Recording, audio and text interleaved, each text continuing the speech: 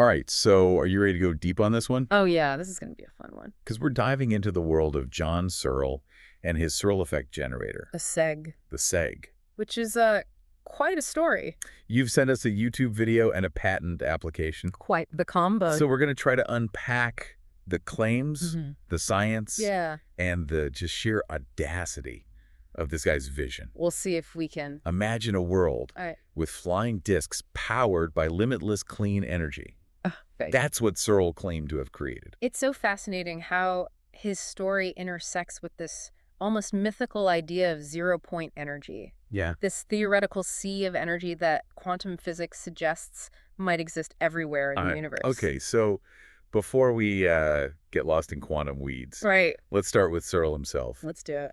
The video you provided paints a picture of a pretty unconventional upbringing, born in 1932. Okay. His childhood in England was, let's just say, challenging. Yeah, he talks about experiencing abuse and neglect, which is heartbreaking, but also about these incredibly vivid dreams that he had as a young child. He describes them as blueprints for the SEG. Really? These complex structures, magnetic fields, intense heat.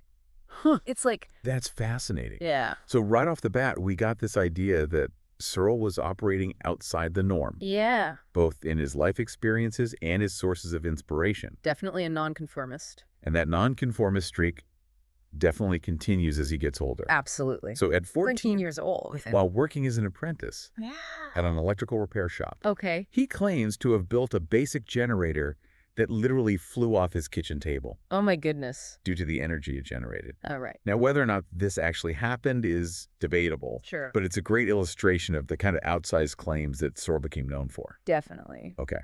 So let's get to the heart of the matter. Okay. The Searle Effect generator itself. From what I understand, it uses a combination of rotating magnets and specially arranged materials to create a self-sustaining electromagnetic field. Right, and this is where we start bumping up against the limits of conventional physics. Okay. Searle's explanations often involve terms like magnetic waves and electron compression, which sound very scientific, but in the context that he uses them, they don't really align with how those concepts are understood in mainstream science. So he's kind of like taking familiar terms and applying them to a completely different framework. Exactly. That most physicists would say doesn't hold up to Searle. And that's a big part of the reason for the skepticism around his work. Right.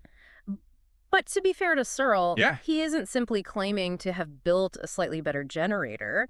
He's talking about harnessing zero-point energy. Right. Which, if possible, would be a complete game changer. Okay, so let's dig into this zero-point energy idea a bit more. All right. I think most people have heard of it. Yeah. But it's one of those concepts that can quickly get very confusing. It can definitely get very confusing. Yeah. So quantum physics suggests that even in a perfect vacuum, at absolute zero temperature, there's still this residual amount of energy present. Okay. This is the zero-point energy, and theoretically it's a vast, untapped reservoir. Right. The problem is no one has figured out a way to actually extract and utilize this energy. And Searle claimed he did. That's what he claimed, yes. But the scientific community, by and large, remains unconvinced. Of course. Part of the problem is that Searle was notoriously secretive about his designs. Really? Claiming he needed to protect his know-how from being stolen. Yeah, which, of course, makes it very difficult for anyone to replicate his work and verify his claim. Precisely. It creates this frustrating circular argument. Yeah. He can't prove it works without revealing his secrets, but he won't reveal his secrets because he fears they'll be stolen before he can prove it works. Right. And all of that secrecy also makes it harder to separate what's genuinely innovative from what might be, well, let's just say embellished. And then there's the whole issue of the levity discs, which, if you think about it, takes us even further from established scientific understanding. For sure. Okay, yeah. The flying discs. All right. Definitely can't gloss over that part. Yep. Searle claimed that his SEG technology didn't just generate energy. Right. It also produced anti-gravity effects. Wow. Which he used to create these unmanned flying discs. Oh, wow. He even held public demonstrations where people allegedly saw these discs in action. Really? Some even claiming that they flew at incredible speeds. And here's where the line between science and science fiction gets really blurry. Yeah. Because while we have theories about anti-gravity, nothing remotely close to a working device has ever been demonstrated. So we got this self-taught inventor claiming to have cracked not one, but T2O scientific mysteries that have baffled the brightest minds for decades. Right. And this, of course, raises the question. Yeah. Is John Searle a visionary genius who has unlocked secrets that the scientific establishment has overlooked or dismissed? Right. Or is there something else going on here? It's a question that's been debated for decades. For sure. And it's not one we're going to answer definitively today. Right. But what we can do is look at the evidence, explore the science, and try to understand why Searle's claims continue to fascinate and frustrate in equal measure. And that's what makes this deep dive so compelling, because even if we set aside the question of whether the SEG actually works, Searle's story raises these important questions about the nature of invention, the limits of scientific knowledge, and the sometimes messy relationship between individual visionaries and the established scientific community. All right, so we've got a good sense of Searle's background, the basics of his SEG technology, and the extraordinary claims that he made. But we've only just scratched the surface of this story. Right. So this patent application from 2013, filed by Searle Magnetronics, LLC, it's really interesting because it tries to frame the Searle effect in more concrete technical terms.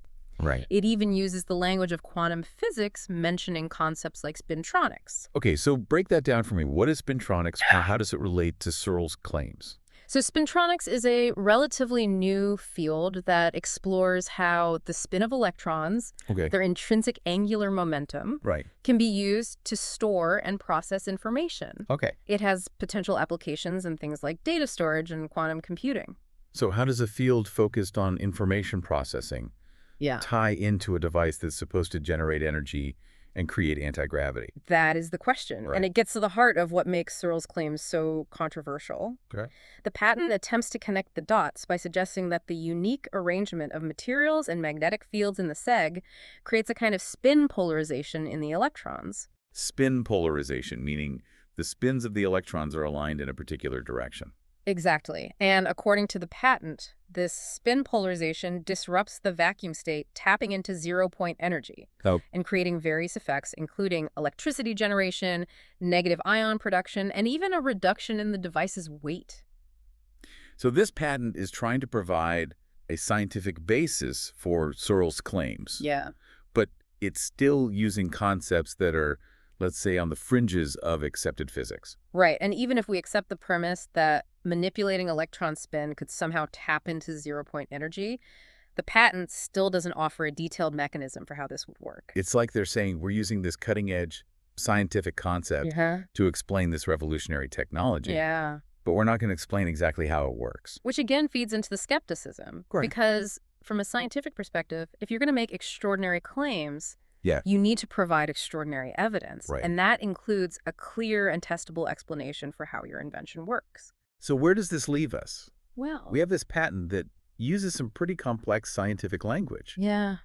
But it's still not clear if it's describing a genuine breakthrough or just dressing up old ideas in new terminology. I think this is where it's helpful to step back and consider the broader context. Even if we were to find a working SEG device that demonstrably produced more energy than it consumed, it wouldn't necessarily validate Searle's theories. You're saying it's possible to have a functioning device without fully understanding the underlying science? Absolutely. Throughout history, there have been many examples of inventions that predate the scientific understanding needed to explain how they work. Take the battery, for example. People were using batteries for centuries before we fully understood the electrochemistry involved. So it's possible that Searle stumbled upon something that works, even if his explanation for why it works is flawed or incomplete. It's a possibility, and it's why, despite all the controversy, there are still some researchers who find Searle's work intriguing. People like Fernando Morris, the electrical engineer who's been working on replicating the SEG. Exactly. Morris claims to be following Searle's original instructions. Trying to build a device that matches the specifications outlined in the patent. But as you might imagine, it's not exactly a straightforward process. I mean, we're talking about a technology that, even if it exists, hasn't been successfully demonstrated in decades. There must be a lot of missing information, practical challenges, things that weren't documented. Absolutely. Or were lost over time. And there's also the issue of Searle's secrecy. Even with collaborators like Morris, he's apparently reluctant to divulge all the details of his designs. It's that catch-22 again. Yeah. He doesn't want to share information for fear of theft. Right. But that lack of transparency makes it very difficult for anyone, even those who want to believe in his work, to replicate and validate his claims. And this, I think, gets to the heart of what makes Searle's story so fascinating. It raises questions about the nature of scientific progress. Right. The role of individual genius versus collective knowledge, and the challenges of navigating the world of intellectual property when you believe you've made a discovery that could change the world. It's also a reminder that sometimes the most intriguing stories in science are those that don't have neat and tidy answers. Exactly, because in the end, the question of whether the Searle Effect generator is a revolutionary breakthrough or an elaborate hoax might be less important than the questions it forces us to ask about the limits of our understanding and the potential consequences of technologies that challenge our fundamental assumptions about the universe. Okay, so we've explored Searle's background, the basics of his SEG technology, and the attempts to explain it scientifically. All right. But what about the implications? Yeah. Let's say, for the sake of argument, that Searle was right. Okay. That he did crack the code of zero-point energy. What would that mean for the world?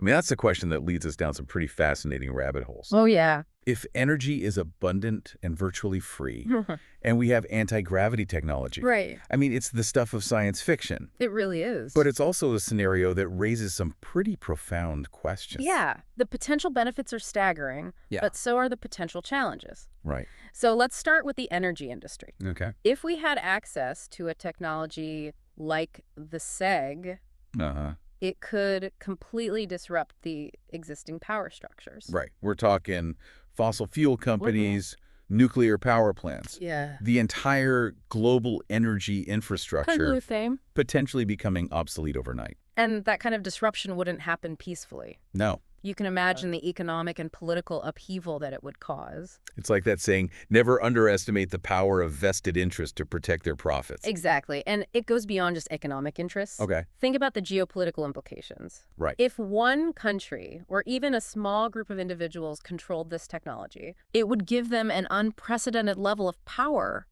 Wow. It's almost like a science fiction plot come to life. I know, right? The struggle for control over a technology that could reshape the world.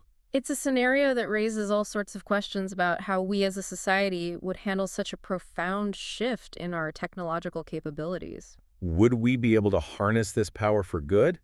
Or would it just lead to even greater conflict and inequality? Yeah, it's hard to say. And even if we set aside those larger societal implications, there are still the practical challenges of actually building and implementing this technology. Oh, absolutely. Yeah. Even if the SEG works as claimed, scaling it up to meet global energy demands would be an enormous undertaking.